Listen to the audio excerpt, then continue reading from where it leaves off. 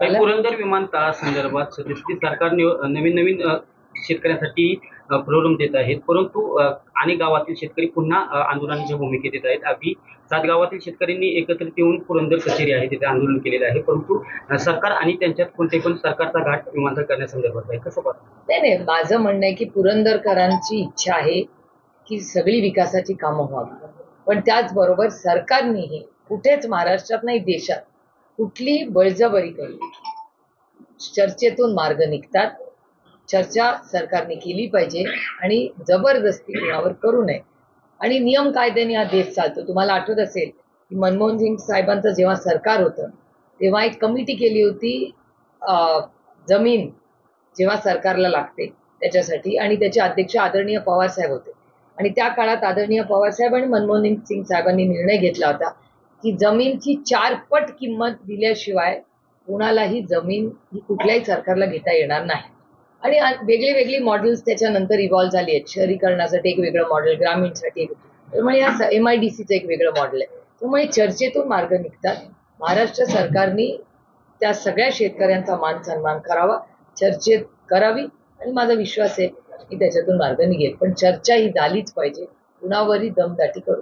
2016 साली विमानतळ मंजूर झालं होतं. त्यावेळेस एक जागा सांगितली होती, महाविकास आघाडीचं सरकार आलं, त्याच्यानंतर दुसरी जागा दिली, त्याला संरक्षण विभागाने नकार दिला. त्या ठिकाणी नाही, संरक्षण विभागाने त्यांनी नकार नाही दिला. तुम्ही विचारा. त्याच्यानंतर पुन्हा एकदा जुन्याच जागेवर होते, परंतु तिथे शेतकरी म्हणतात आम्हाला विमानतळ नव्हते, आम्ही जमीन देणार नाही. 9 तारखेपासून मोजणी सुरू होतीये ही माहिती मिळते. नेमकंही विमानतळ होईल असं वाटते, कारण याच्या आधी हे विमानतळ खेड आणि चाकणला होणार होतं, तिथल्या लोकांनी विरोध केला, त्याच्यानंतर हे विमानतळ पुरंदरला होतं. पुरंदरला विमानतळ व्हावं अशी सगळ्याच पुरंदरच्या लोकांची इच्छा आहे, पण लोकेशनवर काही प्रश्न अनेक वर्ष राहिलेले आहेत. आणि जोपर्यंत त्याच्यात समाधान शेतकऱ्यांचं होत नाही तोपर्यंत तिथे ॲक्विजिशन होऊ शकणार नाही, आपण सगळेच बघतो.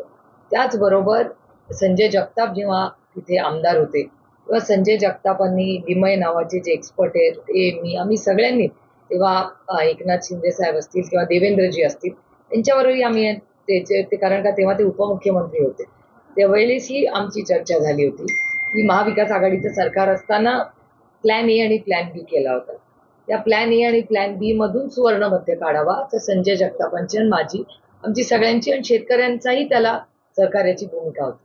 त्याच्यानंतर हे नवीन सरकार आल्यानंतर त्यांनी काय केलंय हा प्रश्नही मी DPDC मध्येही विचारला होता.